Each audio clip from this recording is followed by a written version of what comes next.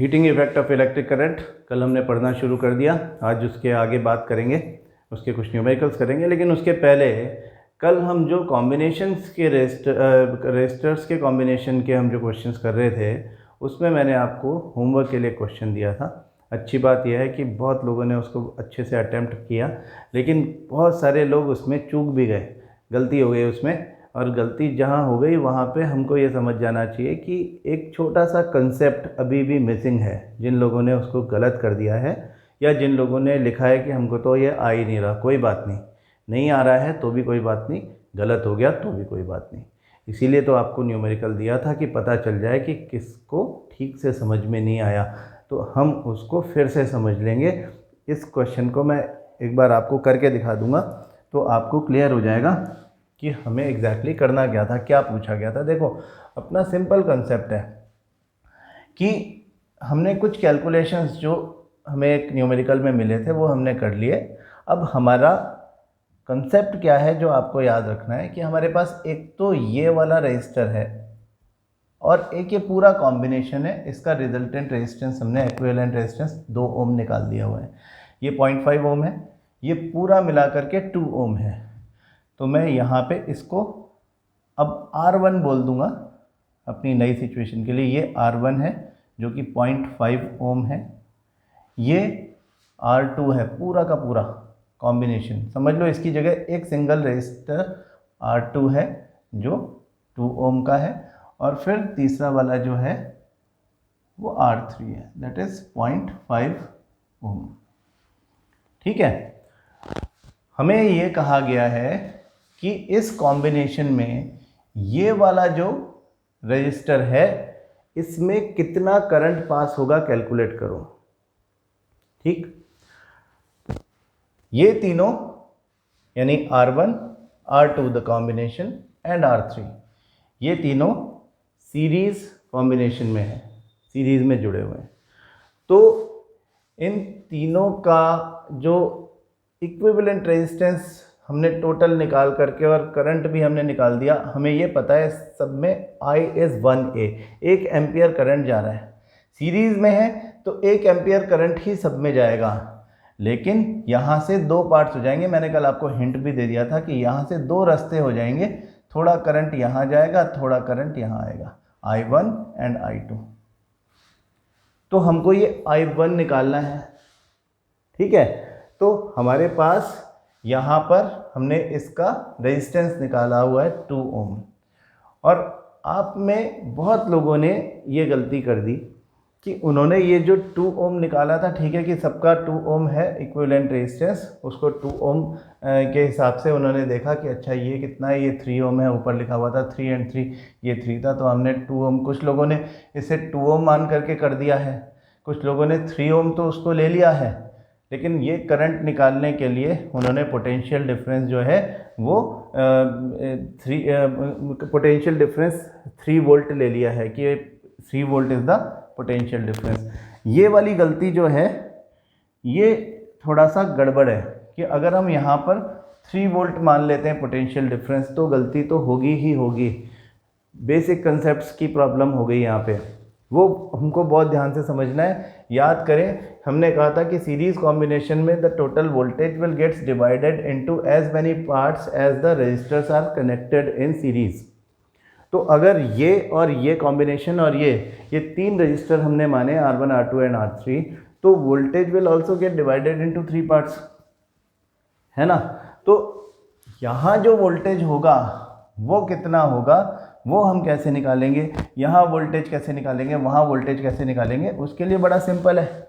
हम इस यहाँ के वोल्टेज को V1 बोल देते हैं, है ना। हमने कहा कि ये V1 है, तो V1 कितना है, I सब जगह कॉमन है, I R1, यानी करंट तो है 1 एम्पियर, तो 1 इंटू R1 कितना है 0.5 ओम, तो 0.5 वोल्ट। यहाँ पर V जो है वो 0.5 वोल्ट है इस जगह। ऐसे ये पूरे कॉम्बिनेशन का जो R2 है वो 2 ओम है, तो यहाँ पे पोटेंशियल डिफरेंस आप क्या लोगे, V2 is I is 1 I is 1, R2 IR2 that is 2 volt. ऐसे यहाँ पे जाएंगे V3 IR3 1 into 0.5 that is 0.5 volt. तीनों को ऐड कर लो 0.5 0.5 और 2 तो वो 3 वोल्ट के बराबर आता है। तो total voltage gets divided into 3 parts. अब आप सिर्फ इस कॉम्बिनेशन पे फोकस करो।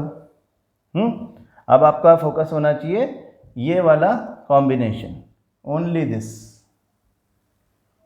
हाँ, इसके बाहर अब नहीं देख रहे। अब हम देख रहे हैं कि करंट आता है तो दो रास्ते चला जाता है, एक I1 दूसरा I2।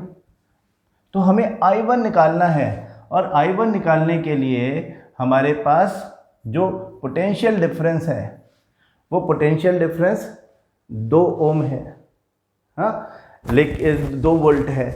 लेकिन हम अब यहाँ से आगे कुछ लोगों ने क्या इसके आगे फिर कि भाई पोटेंशियल डिफरेंस इतना है तो हमने इस तरह से उस पोटेंशियल डिफरेंस को कंसीडर करना शुरू किया। हम यहाँ पे जब आ जाएंगे तो यहाँ पे I1 कितना होगा, ये जो आपका 1 एम्पियर है आपको सिर्फ वो निकालना है। आप वहाँ जा कर के उसको 2 वोल्ट करने की कोशिश या कुछ भी करने की कोशिश मत करो। आप ये सोचो कि इस पूरे जो ये पूरा सीरीज़ कॉम्बिनेशन है इसका और इसका, उसके 2 एंड्स के बीच में जो पोटेंशियल डिफरेंस है वो कितना है, 2 वोल्ट।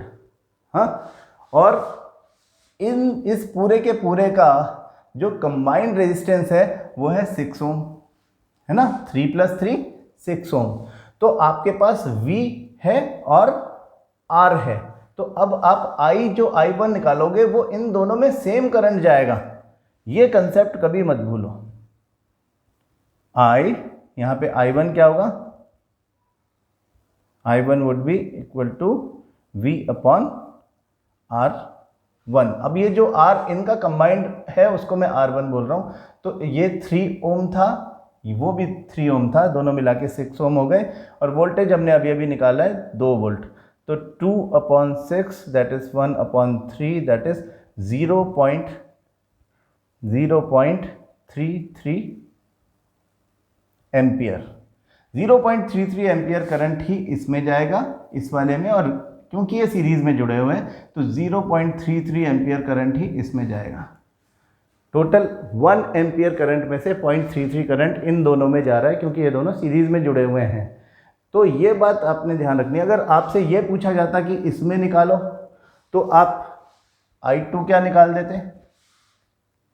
पॉज करो और अपने आप करके बता दो, फिर चेक कर लो। V अपॉन R2, यहाँ पे R2 नीचे वाले को बोलेंगे।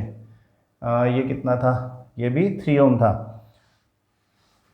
3 ओम था, हाँ ये 3 ओम था, वो 3 + 3 थे और ये भी 3 था, ठीक है। तो वो हो जाएगा 2/3 यानी 0.6666 हम 0.67 बोल सकते हैं। दोनों को ऐड करके देख लो, क्रॉस चेक हो जाएगा। 0.33 और 0.67 को ऐड कर दोगे तो 1 एम्पियर करंट आ जाएगा। टोटल करंट कितना एंटर किया था, 1 एम्पियर, तो बाहर कितना निकलेगा, 1 एम्पियर। यानी ये current in this and current in this दोनों का sum total current of the circuit के बराबर होना चाहिए। ऐसा ही है। आ रही है बात समझ में आपको? ये कंसेप्ट बड़ा ज़रूरी है समझना कि जब सीरीज़ कॉम्बिनेशन में मल्टीपल रेजिस्टर्स कंबाइंड हैं, चाहे उसमें एक पूरा, हम पूरे कॉम्बिनेशन को एक रेजिस्टर बोल रहे हैं, तो voltage will get subdivided into as many parts as the resistors are connected in series. ठीक है जी, ये बात आ गई है समझ में। अब हम वापस चलते हैं अपने हीट वाले कंसेप्ट पे। और हम क्या कह रहे थे कि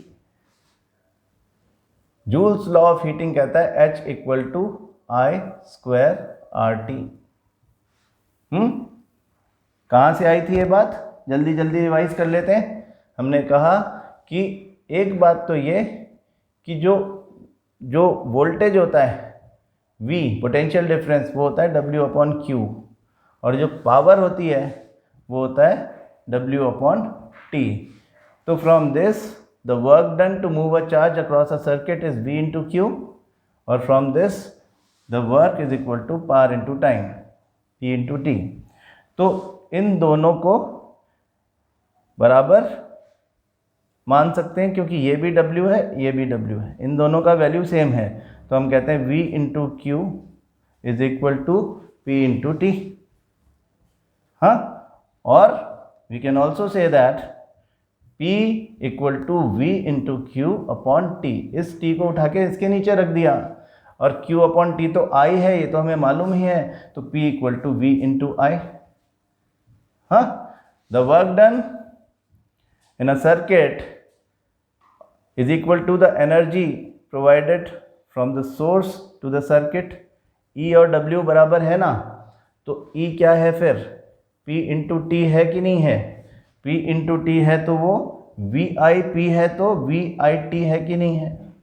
हम कह रहे हैं कि एनर्जी ही हीट है, तो इसमें एक रेजिस्टिव सर्किट में जितनी हीट प्रोवाइड होगी, क्योंकि हम कहते हैं कि एक रेजिस्टिव सर्किट, कल मैंने बताया था रेजिस्टिव सर्किट मतलब जो रेजिस्टर्स से ही मिलकर के बना हुआ हो केवल। तो एक रेजिस्टिव सर्किट में हम क्या देखते हैं कि रेजिस्टिव सर्किट में जितनी एनर्जी हम प्रोवाइड करते हैं सारी की सारी लगभग हीट में कन्वर्ट हो जाती है। थोड़ी सी लाइट में भी होती है, लेकिन ज़्यादातर हीट में कन्वर्ट हो जाती है। हीटिंग डिवाइसेस में हम रेजिस्टिव सर्किट यानी रेजिस्टर्स का बना हुआ सर्किट ही यूज़ करते हैं। तो उस सर्किट में हीट कितनी प्रोड्यूस हो रही है ये निकालना रेलेवेंट है। That would be equal to the energy provided in the form of electricity, that would be equal to the work done to move the charge across it. कौन करता है ये काम, बैटरी करती है, सेल करता है, हाँ, सोर्स करता है। तो देखें कि ये हीट VIT, V क्या है हमारे पास, जो भी ओम्स लॉ से हम आए, हमने कहा कि V इक्वल टू IR, तो IR into I into T ऐसा भी बोल सकते हैं। और हम कहते हैं कि now the heat equal to I square RT। यहाँ से आया हमारा Joule's law of heating. In practical conditions ध्यान रखें कि for a given value of V and R हम I equal to V upon R से I की वैल्यू निकाल करके इस फॉर्मूला में रख देते हैं। हाँ, तो सबसे पहले चलेंगे अपनी NCERT में, उसमें जो सॉल्व न्यूमेरिकल्स है पहले वो करेंगे, फिर इन टेक्स्ट न्यूमेरिकल करेंगे। जो हमारा तरीका है कि हम पहले बारी बारी से सॉल्व एंड अनसॉल्व करते हैं, फिर उसके बाद मैं आपको दूसरे न्यूमेरिकल्स करवाऊंगा। तो बड़े अच्छे न्यूमेरिकल्स होते हैं एक्चुअली, इससे काफ़ी प्रैक्टिकल बातें हमको पता चलती हैं। देखो यहाँ पे हमको ये एग्जाम्पल दिख रहा है, एग्जाम्पल 12.10 सॉल्व है। आपको सॉल्यूशन नहीं देखना, अपने आप आपके पास बुक है, आप अपने आप कर लो या यहाँ पे देख के कर लो, लेकिन करना अपने आप है। An electric iron consumes energy at a rate of 840 watt। Power कितना है, 840 watt when heating is at the maximum rate। Maximum heating है तब पावर इतना है 840 वाट, और मिनिमम हीटिंग है उस समय पावर कंजम्पशन है 360 वाट। हाँ, ये दो बातें हमको गिवन है। पावर क्या होता है, power is W upon T यानी rate of doing work, 9th class में सीखा था हमने। At the same time power is E upon T, that is rate of consumption of energy. We can also say, अगर हम heat के context में बात करें तो H अपॉन टी। तो power is the rate at which the heat is dissipated. हाँ, हम ये बात भी तो बोल सकते हैं कि हीट का डिसिपेशन जो है वो किस रेट से हो रहा है। ये कह रहा है कि कंज्यूम्स एनर्जी यानी rate of consumption of energy at the rate of, जब हीट ज़्यादा करेगा हीटर, कंसेप्ट समझो कि इलेक्ट्रिक आयरन जब ज़्यादा गर्म कर दोगे आप, मतलब उसको आप ज़्यादा हीट करके यूज़ करोगे, तो वो ज़्यादा रेट से इलेक्ट्रिकल एनर्जी को कंज्यूम करेगा। Electric iron consumes energy at the rate of 840 वाट। हाँ, मतलब एनर्जी अपॉन टाइम, यदि हम टाइम को 1 सेकेंड मान लें तो energy consumed by it would be 840 joule. हाँ, जब आप ज़्यादा हीट मांगोगे उससे तो ज़्यादा एनर्जी खर्च करनी पड़ेगी। 840 वाट का मतलब है 840 जूल एनर्जी 1 सेकेंड में। हाँ, कंसेप्ट आ रहा है समझ में, 840 जूल एनर्जी 1 सेकेंड में कंज्यूम करता है। 360 वाट जब हमको मिनिमम हीट करवानी है, निकलवानी है उससे, आयरन को जो मिनिमम रेट पर करना है, 360 वाट पावर होगा उसका, मतलब 360 वाट पर एनर्जी कंज्यूम हो रही होगी। तो what are the current and the resistance in each case, बस ये चीज़ हमको बतानी है। तो हम इसमें क्या करेंगे कि दोनों केसेस में अलग अलग बात होगी। जैसे समझो इस केस में बात हो रही है, इसको हटा दो। हाँ, तो क्या बात होगी, वोल्टेज गिवन है, वोल्टेज देख लो पहले क्या है, V इक्वल टू 220 वोल्ट।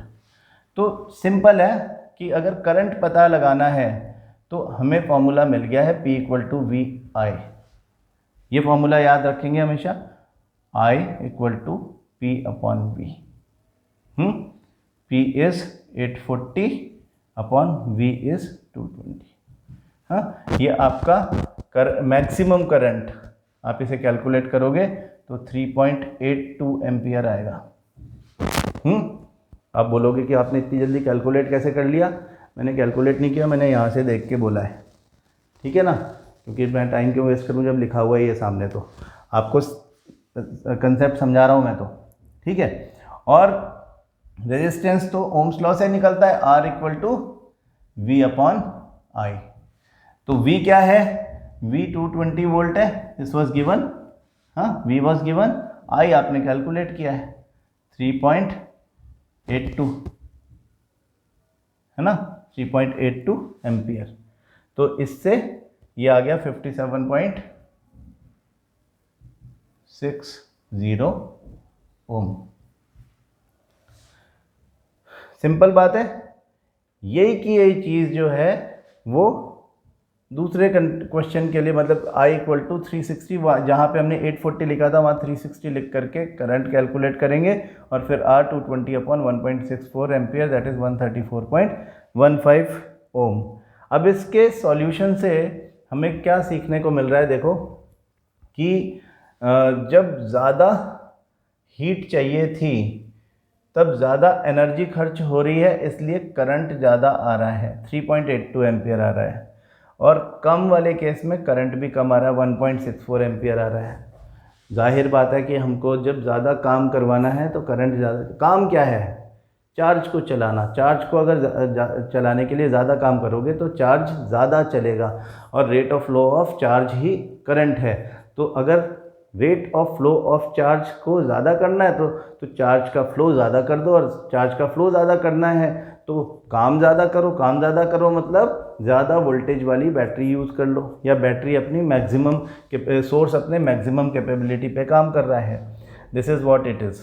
हाँ, ये एक न्यूमेरिकल हो गया सॉल्व्ड आपकी बुक का। दूसरा देखें, वो भी बड़ा इजी है। 100 joule of heat is produced, हमको गिवन है 100 जूल ऑफ हीट प्रोड्यूस हो रही है ईच सेकेंड, यानी टाइम इज़ गिवन 1 सेकेंड। एक एक वर्ड ध्यान से पढ़ा करो। Each second in a 4 ohm resistance, R दिया हुआ है 4 ohm, find the potential difference.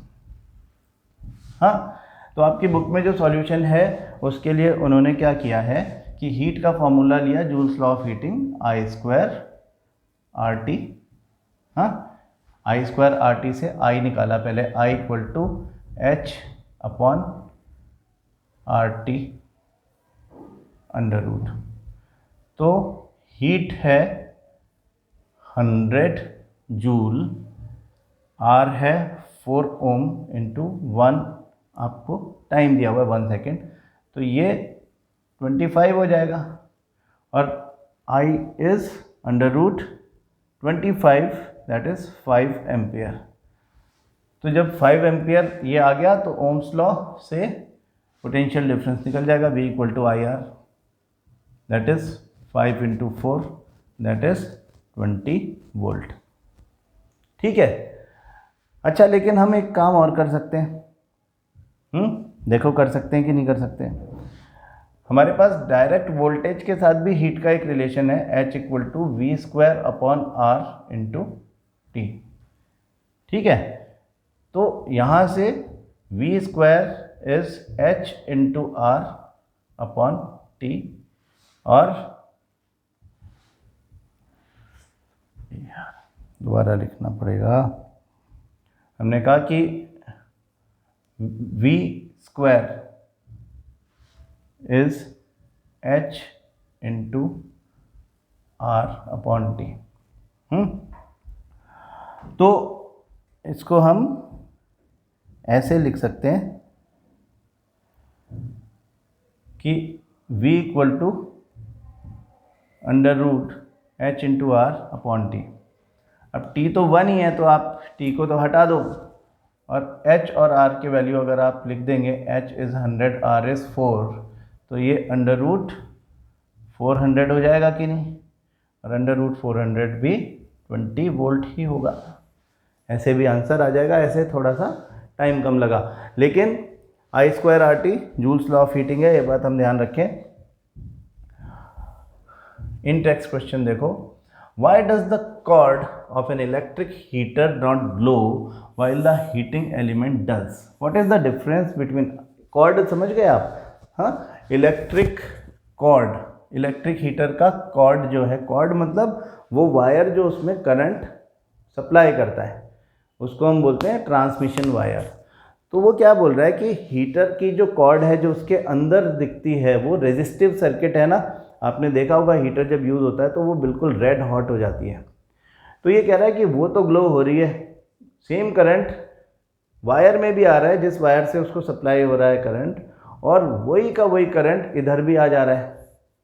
तो इस करंट में और इस करंट में जब कोई डिफरेंस नहीं है तो ये दोनों का डिस्प्ले अलग अलग क्यों है, वो क्यों गर्म एकदम रेड हॉट क्यों हो जाती है, ग्लो क्यों करने लगती है, जबकि जो ट्रांसमिशन वायर है वो तो ग्लो नहीं करता। तो क्या रीज़न होना चाहिए कि जो इलेक्ट्रिक हीटर का जो कॉइल है, it's coil is made up of alloy. Alloy से मिलके बना है, मतलब हाई रेजिस्टिविटी, हाई रेजिस्टिविटी मतलब हाई रेजिस्टेंस, हाई रेजिस्टेंस मतलब more heat by the formula I square R T. हाँ, ज़्यादा हीट प्रोड्यूस होगी अगर करंट सेम है, टाइम सेम है, और R का वैल्यू जिधर ज़्यादा है तो अलॉय का R का वैल्यू ज़्यादा है एज़ कम्पेयर टू मेटल, क्योंकि मेटल जो होता है उस मेटल का रेजिस्टिविटी कम है, वो बेटर कंडक्टर है as compare to alloy we can say. तो मेटल का रेजिस्टिविटी कम तो रेजिस्टेंस कम, रेजिस्टेंस कम तो हीट प्रोड्यूस कम। तो transmission wire is made up of metal, तो उसमें इतनी हीट प्रोड्यूस नहीं होती कि वो ग्लो करने लग जाए, रेड हॉट हो जाए। लेकिन हमारे जो इलेक्ट्रिक हीटर का रेजिस्टिव सर्किट है जो एक्सक्लूसिवली अलॉय से मिलके बना हुआ है, उसमें R का वैल्यू ज़्यादा होने के वजह से हीट ज़्यादा प्रोड्यूस होगी and it will start glowing red hot. यहाँ पे ये बात भी ध्यान रखने की ज़रूरत है कि रेजिस्टिव सर्किट जिन अलॉयज़ से बनता है उन अलॉयज़ का मेल्टिंग पॉइंट बहुत ज़्यादा होता है। तो हायर मेल्टिंग पॉइंट वाले अलॉयज़ जो होते हैं वो आसानी से पिघलते नहीं हैं।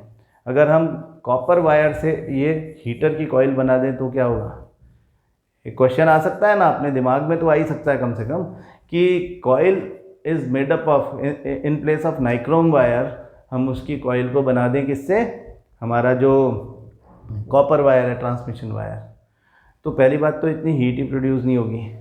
हाँ, अगर एक रेजिस्टिव सर्किट के बीच में एक लिंक कॉपर वायर का बना दें तो इतनी हीट प्रोड्यूस होगी कि कॉपर वायर मेल्ट हो जाएगा और हीटर ख़राब हो जाएगा। हाँ, तो अलॉय के बनाने से दो फ़ायदे हैं, एक तो हीट ज़्यादा प्रोड्यूस होती है, अलॉय से हीटिंग डिवाइसेस के कॉइल बनाने के दो फ़ायदे, एक तो हीट ज़्यादा प्रोड्यूस होगी, दूसरा उसमें उसके मेल्ट होने का खतरा नहीं रहेगा। सेकेंड क्वेश्चन देखिए, compute the heat generated while transferring 96,000 coulomb of charge in 1 hour through a potential difference of 50 volt. ठीक है, हीट पता करनी है। अब आप ये भी देखो कि एक सिंपल फार्मूला है, हमें चार्ज दिया हुआ है, वोल्टेज दिया हुआ है, टाइम भी, टाइम इसमें हालांकि ज़रूरी नहीं है, हालांकि 1 आवर दे रखा है, लेकिन इस फार्मूला को हम इस तरह से कंप्यूट कर सकते हैं, इस तरह से थोड़ा सा मोल्ड कर सकते हैं कि आपको टाइम की इंपॉर्टेंस ही ख़त्म हो जाएगी उसमें। कैसे कि हम कहते हैं heat produced is equal to VIT, है ना, ऐसा बोलते हैं ना, अगर V भी दिया हो, I भी दिया हो, T भी दिया हुआ हो तो हम VIT यूज़ कर लेंगे सिंपल।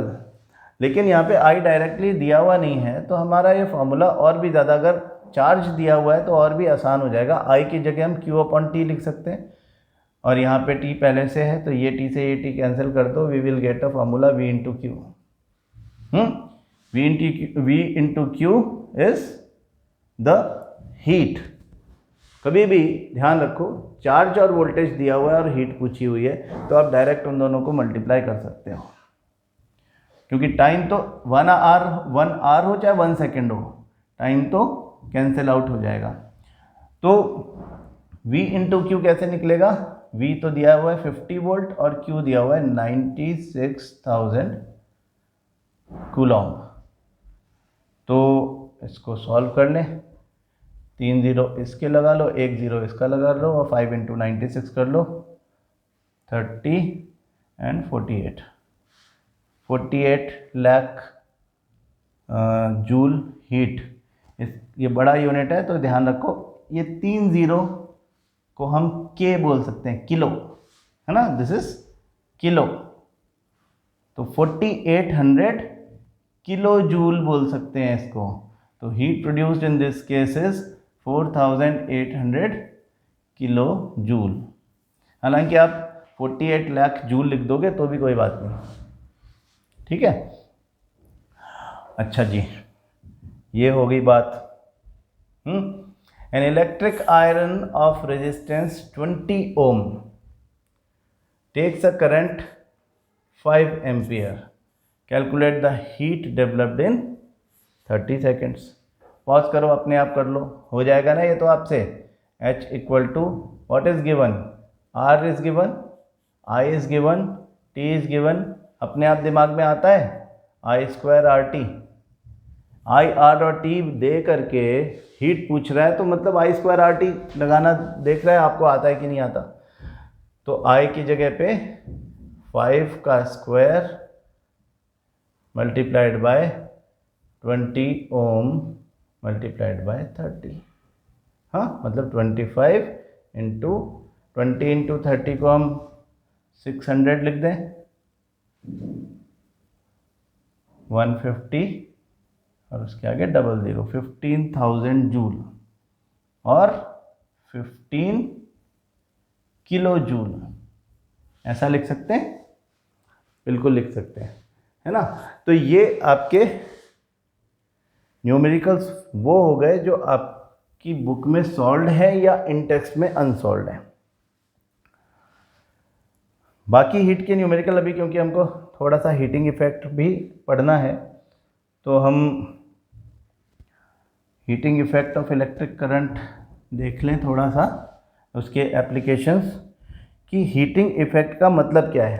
न्यूमेरिकल्स जो बात के चैप्टर एंड एक्सरसाइज के हैं वो एक साथ कर लेंगे, कल कर लेंगे। हम आज थोड़ी सी बात जो है वो एप्लीकेशंस पे कर लेते हैं। क्या एप्लीकेशंस की बात की, heating effect of electric current के 3 एप्लीकेशन आपको याद रखते हैं board examination point of view से। क्या याद रखना है? Number 1, heating devices. Heating devices याद रखनी है कि हीटिंग डिवाइसेस जो होती हैं उनका रेजिस्टिव सर्किट बनाया जाता है। हाँ, रेजिस्टिव सर्किट जो है वो एक्सक्लूसिवली रेजिस्टर्स से मिलकर के बना होता है, क्योंकि from the Joule's law of heating, heat is equal to I square R T. तो for a given current and time, higher the R more will be the heat produced. Heating device का काम ही heat produce करना है, वो ज़्यादा से ज़्यादा heat कम से कम टाइम में प्रोड्यूस करे, उसके लिए हमको हायर रेजिस्टेंस का कंडक्टर चाहिए as a circuit of the heating device और the coil of heating device. So हमने देख ही लिया कि वी यूज़, क्या यूज़ करते हैं हम यूज़ करते हैं अलॉयज़। किस लिए यूज़ करते हैं? To make the coil of a heating device. ये हीटिंग डिवाइस हमने पहले भी कहा था कि वो अलॉयज़ यूज़ किए जाएंगे जिनके मेल्टिंग पॉइंट्स ज़्यादा होते हैं। कुछ लोग कहते हैं कि अरे अलॉयज़ के मेल्टिंग पॉइंट ज़्यादा ही होते हैं, ऐसा कुछ नहीं है, है ना। इट डिपेंड्स कि वो अलॉय कौन से मेटल्स का है। जैसे कि हम कहते हैं ना कि यह सोल्डर बना दिया आपने, लेड और टिन मिलाया सोल्डर बना दिया, तो सोल्डर तो लो मेल्टिंग पॉइंट वाला अलॉय है। अलॉय का मेल्टिंग पॉइंट ज़्यादा ही होगा, ये मिसकंसेप्शन अगर किसी के दिमाग में है तो निकाल देना। इसलिए हम ये बार बार मेंशन कर रहे हैं कि वो अलॉय जिसका मेल्टिंग पॉइंट ज़्यादा होता है हम उसको यूज़ करते हैं हीटिंग डिवाइस की कॉइल बनाने के लिए, क्योंकि वो ज़्यादा हीट प्रोड्यूस करेगा, क्योंकि उनकी रेजिस्टिविटी ज़्यादा होती है। अलॉयज़ की रेजिस्टिविटी ज़्यादा होती है, इसलिए रेजिस्टेंस ज़्यादा होता है। रेजिस्टेंस ज़्यादा होगा तो हीट ज़्यादा प्रोड्यूस होगी। बात क्लियर हो गई। एक बात याद रखें, एप्लीकेशंस में एक बात हीटिंग डिवाइस की होगी, दूसरी बात होगी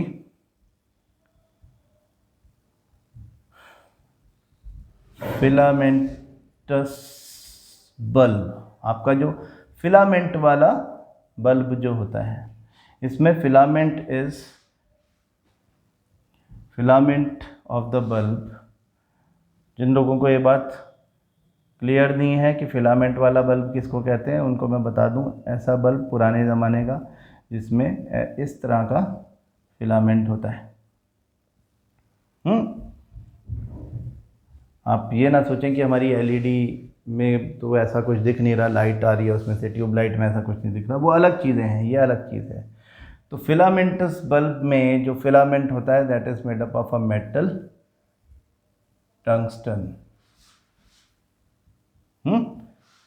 टंगस्टन, W वोल्फ्राम। ये टंगस्टन जो है, जब करंट पास होता है इसमें से तो वो रेड हॉट होता है, ग्लो करने लगता है और उससे हमें लाइट मिलती है। तो एक बात तो ये ध्यान रखें कि यहाँ पर हमने ये मेटल लिया है, टंगस्टन इज अ मेटल, और इसलिए लिया है कि एक तो ये ग्लो करता है रेड हॉट होके, और दूसरा इसका मेल्टिंग पॉइंट मेटल्स के पैरामीटर्स के हिसाब से एक्सट्रीमली हाई है। 3380 डिग्री सेल्सियस इतना मेल्टिंग पॉइंट इसका होता है। इसलिए ये जब बहुत ज़्यादा हीटेड अप हो जाता है तो भी फ्यूज़ नहीं होता, मेल्ट नहीं होता। नहीं तो ये फिलामेंट अगर मेल्ट हो गया तो बल्ब किसी काम का नहीं है। दूसरी बात ये कि इस फिलामेंट को, क्योंकि ये मेटल का बना हुआ है, ये ख़तरा है कि अगर ये ऑक्सीजन के कांटेक्ट में आया तो उसके साथ में एक्सट्रीम हीट की प्रेजेंस में केमिकल रिएक्शन कर लेगा और टंगस्टन का ऑक्साइड बन जाएगा। In other words we can say that the tungsten will get oxidized if it comes in contact with oxygen. Tungsten oxidize हो जाएगा, ये फिलामेंट ऑक्सीडाइज हो जाएगा अगर ये ऑक्सीजन की कांटेक्ट में आया। तो जब हम इसको फॉर्म करते हैं, इसको पैक करते हैं, इसे बनाते हैं, तो हमें इस बात का ध्यान रखना है कि बल्ब के अंदर ये फिलामेंट इस तरह से परफेक्टली सील्ड होना चाहिए कि इसमें ऑक्सीजन बिल्कुल भी ना हो। अगर इसमें ऑक्सीजन चला गया थोड़ा सा भी तो ये बल्ब फ्यूज़ हो जाएगा। टंगस्टन विल रिएक्ट, जैसे ही बल्ब जलाओगे आप तो हीट प्रोड्यूस होगी और हीट इस केमिकल रिएक्शन को ट्रिगर करेगी and the filament will get oxidized. तो हम इसको इसके थर्मल इंसुलेशन के लिए या इसको बचाने के लिए from such type of oxidation हम इसके अंदर इनर्ट गैसेस भर देते हैं। इसमें हम नाइट्रोजन या आर्गन तो है ही एब्सोल्युटली इनर्ट गैस, वो तो रिएक्शन ही नहीं करती। Nitrogen is also a very less reactive gas, उसको हम मतलब हम उसको एब्सोल्युटली इनर्ट तो नहीं बोलते। नाइट्रोजन के ऑक्साइड्स तो होते हैं लेकिन बहुत कम रिएक्टिव गैस है। एयर में भी बहुत सारा मतलब 78 to 79% नाइट्रोजन होता है और वो एयर के साथ में रहता है, ऑक्सीजन के साथ में रहता है। Air is a mixture of gases, उसमें नाइट्रोजन और ऑक्सीजन ही सबसे ज़्यादा होते हैं। तो वो जब तक स्टिमुलेट नहीं किया जाए, जब तक स्पेशल कंडीशंस ना क्रिएट हों, तब तक ऑक्साइड्स नहीं बनते हैं नाइट्रोजन के। तो नाइट्रोजन ऑक्सीजन के साथ में मतलब बिना रिएक्ट किए भी रह सकती है। नाइट्रोजन इसके अंदर भर देंगे तो nitrogen is a very less reactive gas, तो it does not react with tungsten. Argon भी टंगस्टन के साथ में रिएक्ट नहीं करेगा। तो ऑक्सीडेशन होने से बच जाता है। हम इसमें से एयर पूरी तरह से बाहर निकाल देंगे और इसमें नाइट्रोजन या आर्गन फ्लश कर देंगे। तो ये आपका क्वेश्चन है, आपसे क्वेश्चन पूछा जाता है कि why the electric bulbs, filaments bulbs are filled with nitrogen और फिल्ड विद आर्गन। तो हम बोलेंगे to protect them from, protect the filament from oxidation of the metal, tungsten के ऑक्सीडेशन से बचाने के लिए। हाँ, तो दो बातें, टंगस्टन का फिलामेंट क्यों बना है, इसका मेल्टिंग पॉइंट बहुत ज़्यादा है और ये ग्लो करता है जब ये रेड हॉट हो जाता है। हम पहले बता चुके हैं कि ये बहुत एफिशिएंट बल्ब नहीं माना जाता है। इसमें जब करंट पास होता है तो energy gets converted into heat and light. तो केवल 3% हमको इससे लाइट मिलती है। 97% of the energy is dissipated in the form of heat. Heating effect of electric current में तीसरा पॉइंट जो है, एप्लीकेशंस की हम बात कर रहे हैं। The third application is fuse. ये बड़ा इंपॉर्टेंट क्वेश्चन है, अक्सर पूछा जाता है। और फ्यूज़ जो है वो है क्या बेसिकली, तो याद रख लें हमेशा के लिए अपने दिमाग में कि fuse is a conductor with very low melting point which is connected in series with live wire। अब आप बोलोगे लाइव वायर क्या है, तो शॉर्ट में समझ लो। वैसे डोमेस्टिक सर्किट डिटेल में हम magnetic effect of electric current पढ़ेंगे तो उसमें देखेंगे, वहाँ पे है वो। लेकिन यहाँ पर आप ये समझ लें कि हमारा जो हाउस होल्ड है, आपके हाउस होल्ड में एक वायर आ रहा है बाहर से, ब्लैक कलर का वायर। आप देखो अपने घर के बाहर जाके, मीटर लगा हुआ है, उस मीटर बॉक्स में एक ब्लैक कलर का वायर घुस रहा है। वो आपके घर के आसपास किसी पोल से आ रहा है, मोटा सा वायर है। उस मोटे से वायर के अंदर दो वायर हैं। एक वायर लाइव होता है और दूसरा वायर जो होता है वो न्यूट्रल होता है। हाँ, एक वायर लाइव, दूसरा न्यूट्रल। मतलब क्या लाइव, मतलब live wire is the wire through which current enters into the circuit. फिर अंदर तो चल रहा है आपका सर्किट ऐसा ऐसा ऐसा ना, ये समझो सर्किट, इसमें वायर सब आपके अलग अलग रूम्स में जा रहे हैं, पैरेलल कॉम्बिनेशन में सब लगे हुए हैं। ये हम आगे बात करेंगे। लेकिन करंट यहाँ से आता है, यहाँ से आता है, यहाँ से आता है, या यहाँ से आता है, यहाँ से आता है, यहाँ से आता है, यहाँ से आता है, यहाँ से आता है, यहाँ से आता है और वापस न्यूट्रल। इसको हम क्या बोल रहे हैं, इस ब्लैक वाले को, इसको हम बोलते हैं न्यूट्रल वायर। तो डोमेस्टिक सर्किट डिटेल में पढ़ेंगे magnetic effect of electric current chapter में, उसमें हम इसकी कुछ एप्लीकेशंस की बात करेंगे। लेकिन ये जो लाइव वायर है, इसके साथ में हमारा फ्यूज़ जुड़ा हुआ है, यानी करंट जहाँ से आ रहा है उसके रास्ते में हमने ये एक वायर लगा दिया, जिसको हम कह रहे हैं कि दिस इज़ फ्यूज़। हाँ, तो एंड टू एंड लगा हुआ है, तो हम कहते हैं सीरीज़ में लगा हुआ है। In series, it is connected in series with live wire.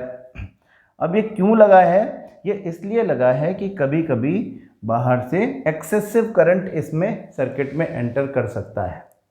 हाँ, एक्सेसिव करंट मतलब इतना ज़्यादा करंट कि वो आपके अप्लायंसेस को डैमेज कर सकता है, आपके ट्रांसमिशन वायर को भी जला सकता है। ऐसा करंट क्यों आ जाएगा, ऐसा करंट आने के बहुत सारे रीज़न होते हैं। इस फिनोमेना को हम बोलते हैं ओवरलोडिंग, ज़रूरत से ज़्यादा करंट आ जाना। हाँ, the current more than desired आ जाना। तो वो करंट जब इतना ज़्यादा आता है तो I²RT के हिसाब से बहुत सारी हीट प्रोड्यूस हो जाएगी। हाँ, exponential heat will get produced. हाँ, तो ऐसे कंडीशन में आपके अप्लायंसेस को नुकसान पहुंचता है। तो हम क्या करते हैं कि कभी बाहर से ज़्यादा करंट आ जाए, क्यों आता है हम अभी डिस्कस करेंगे, ओवरलोडिंग क्यों होती है थोड़ा सा डिस्कस कर लेंगे। ज़्यादा करंट जब आएगा तो फ्यूज़ में से होके निकलेगा, and fuse is a conductor with very low melting point. हाँ, तो इसमें से करंट नॉर्मल कंडीशन में तो जाता रहेगा, कोई प्रॉब्लम नहीं है, लेकिन जैसे ही ज़्यादा करंट आने लग जाएगा एक प्री डिसाइडेड वैल्यू से, वैसे ही हीट प्रोड्यूस होकर के और ये ब्रेक हो जाएगा, ये फ्यूज़ मेल्ट हो जाएगा और करंट अंदर एंटर ही नहीं करेगा, आपका सर्किट प्रोटेक्टेड रहेगा। तो we can say that fuse is a safety device. Fuse is a safety device which protects the domestic circuit from overloading। Fuse एक सेफ्टी डिवाइस है जो हमारे डोमेस्टिक सर्किट को ओवरलोडिंग से, एक्सेसिव सप्लाई ऑफ करंट से बचाता है। Excessive supply of current होगा तो हीट ज़्यादा प्रोड्यूस होगी, और हीट ज़्यादा प्रोड्यूस होगी तो हमारे ट्रांसमिशन वायर समेत हमारे पूरे सर्किट के हर कंपोनेंट को खतरा है, हमारे अप्लायंसेस डैमेज हो जाते हैं। हाँ, ऐसा कई बार सुना भी होगा आपने, कभी न्यूज़पेपर अगर कभी पढ़ते हो तो उसमें ऐसा कई बार न्यूज़ आती है। हाँ, क्या बोलते हैं उसको कि वो विद्युत उपकरण फूके, फूके मतलब जल गए। हाँ, ज़्यादा करंट आने से, ज़्यादा हाई वोल्टेज आने से, है ना, हाई वोल्टेज आने से विद्युत उपकरण फूके। विद्युत उपकरण मतलब इलेक्ट्रिक डिवाइसेस जो आपके घर में यूज़ होती है, वो जल क्यों गए? क्योंकि ज़्यादा करंट आ गया। अब आप बोलोगे कि ये करंट ज़्यादा कैसे आ गया? तो ज़्यादा करंट ऐसे आ गया कि उनके घर में फ्यूज़ नहीं होगा। अब आप बोलोगे कि फ्यूज़ क्यों नहीं होगा? तो फ्यूज़ इसलिए नहीं होगा क्योंकि उन्होंने अपने आप ही, कुछ लोग क्या होते हैं, बिजली की चोरी कर रहे होते हैं, है ना, कुछ लोगों के कनेक्शंस प्रॉपर नहीं होते हैं, तो बाहर से उन्होंने कोई सेफ्टी डिवाइस लगी हुई नहीं होती। हमारा जो फ्यूज़ है वो हमारे पिलर पे, पोल पे लगा हुआ है, जिसके ऊपर से आपका वायर आ रहा है, वो आपने नहीं जाके लगाया। वो जब आपके घर में जो सप्लाई करने के लिए जो बिजली कंपनी होती है, वो उसका आदमी जाता है, जो इलेक्ट्रिसिटी डिपार्टमेंट है उसका आदमी जाता है, और वो जब वायर आपके यहाँ पे खींच रहे होते हैं तो उधर वो एक फ्यूज़ भी लगा देते हैं। इससे उनको ये एक एडिशनल एडवांटेज भी है कि आपने जितना पैसा, आपने जितना क्लेम किया है कि भाई हम तो इतने ही अप्लायंसेस यूज़ करेंगे, कम अप्लायंस यूज़ करेंगे, हमें तो ज़्यादा करंट की ज़रूरत ही नहीं है, हम तो 2 एम्पियर में काम चला लेंगे, तो वो क्या एक 3 एम्पियर का या 5 एम्पियर का एक थोड़ा सा, जितनी आपने अपनी कंजम्पशन की डिमांड बताई है, वो उसके थोड़ा सा ऊपर एक फ्यूज़ लगा देंगे। मतलब उस फ्यूज़ में ये पहले से डिसाइडेड है कि कितना करंट जाएगा। हाँ, यानी फ्यूज़ जो है उसकी एम्पियर रेटिंग फिक्स्ड होती है, इसको हम बोलते हैं एम्पियर रेटिंग। हाँ, क्या है ampere rating? Ampere rating is the maximum current which is allowed to pass through a fuse. वो उस फ्यूज़ की एम्पियर रेटिंग होती है। जैसे 1 ampere is the ampere rating, that means इस फ्यूज़ में से 1 एम्पियर से ज़्यादा करंट पास नहीं हो सकता। आपने अपने घर में आपने अपना एप्लीकेशन जब दिया इलेक्ट्रिसिटी डिपार्टमेंट को कि हमको कनेक्शन चाहिए, और आपने कहा कि हम तो बहुत ही कम, हमारे पास तो बस एक बल्ब एक फ़ैन है, हम तो और कुछ नहीं यूज़ करेंगे, हमको तो मिनिमम चाहिए, तो वो 1 एम्पियर का एक फ्यूज़ लगा देंगे। अब उनको इससे क्या फ़ायदा कि आप बोलो कि मेरे पास तो एसी भी है, मेरे पास तो रेफ्रिजरेटर भी है, टीवी भी है, मैं तो अब ये सब जलाऊंगा, मैंने तो बुद्धू बना दिया, कम पैसे देने पड़ रहे हैं मेरे को, तो है ना। एक फिक्स्ड चार्ज होता है, जो ज़्यादा खर्चा करता है उसको ज़्यादा देना पड़ता है, जो कम खर्चा करता है उसको कम देना पड़ता है। तो कम बताने की कोशिश करोगे तो वो क्या, फ्यूज़ लगा के चले जाएंगे। अब ये फ्यूज़ पहरेदार है इलेक्ट्रिसिटी डिपार्टमेंट का। जब भी आप ज़्यादा चीज़ें यूज़ करने की कोशिश करोगे, जहाँ आपने डिक्लेयर तो किया था कि नहीं मैं तो एक फ़ैन और एक बल्ब भी चलाऊंगा, वहाँ पे आप एसी भी चलाने लगोगे, तो वो एकदम से बहुत सारा करंट खींच लेगा अंदर, और ये ओवरलोडिंग जैसा ही काम करेगा। ये 1 एम्पियर की रेटिंग है, इससे ज़्यादा करंट अगर 1.01 एम्पियर करंट भी आया, इट विल नॉट अलाउ, ये मेल्ट हो जाएगा, आपके घर की लाइट चली जाएगी। अब आप शिकायत करोगे कि मेरी लाइट चली गई, तो उनको पता चल जाएगा कि आप क्या कर रहे थे, फिर वो आपकी एम्पियर रेटिंग बढ़ा देगा, यानी हायर एम्पियर रेटिंग वाला फ्यूज़ लगा देगा। प्रैक्टिकल बातें हमने क्या बोला, एसी लगाएंगे तो वो ज़्यादा करंट खींचेगा, बल्ब लगाया था तो कम करंट खींचेगा, ऐसा क्यों होता है ये भी देख लो। P equal to V I है तो current I equal to P upon V है, where V is fixed in domestic circuit 220 volt. तो अगर पावर एक बल्ब है उसका पावर है 25 वाट तो 25 upon 220 ampere would be the current, और एसी है 2500 वाट का तो 2500 upon 220 would be the current, इतना एम्पियर। ऑब्वियस है। For a fixed potential difference the current would entirely depend upon the power of the appliance. आप कोई अप्लायंस खरीदने जाते हो तो आपको वहीं पे पता होता है कि कितना करंट खींचेगा, वहीं पे पता होता है कि कितनी एनर्जी लगेगी। P इक्वल टू हम कह रहे हैं कि पावर जो है वो एनर्जी के हिसाब से अगर आप देखोगे E upon T, where energy E लिखा है हमने, दिस इज इलेक्ट्रिसिटी, तो इलेक्ट्रिसिटी कंजम्पशन कितना होगा, P E equal to P into T. अगर इस T को 1 सेकेंड मान लें तो हम क्या बोलते हैं कि energy consumed would be equal to the power, यानी अगर 25 वाट का बल्ब है तो एनर्जी 25 जूल होगी, अगर 2500 वाट का एसी है तो एनर्जी 2500 सेकेंड कंज्यूम होगी, कितनी देर में, 1 सेकेंड में। This is the difference between a bulb of 25 watt and an AC of 2500 watt. Hope you can understand. तो आपका फ्यूज़ जो है वो ओवरलोडिंग से बचा रहा है। ओवरलोडिंग के कई रीजंस हो सकते हैं। ओवरलोडिंग का सबसे बड़ा रीज़न है शॉर्ट सर्किट।